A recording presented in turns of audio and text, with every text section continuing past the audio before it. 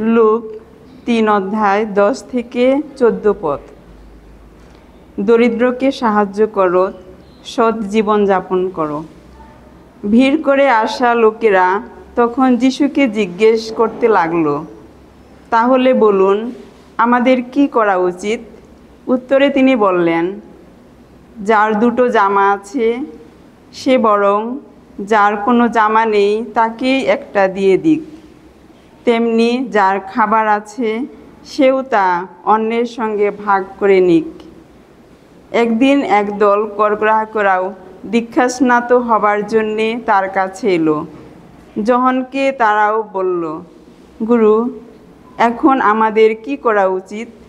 উত্তরে তিনি বললেন, যে কর ধার্য আছে তার চেয়ে বেশি আদায় করো না।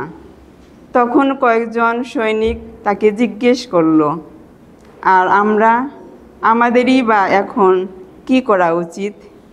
তিনি উত্তর দিলেন, তোমরা কারোর উপর জোর জুলুম চালিয়ে কিছু পাবার চেষ্টা করো না, কারো নামে মিথ্যে অভিযোগও এনো না। তোমাদের মাইনেটুকু নিয়েই তোমরা সন্তুষ্ট থেকো।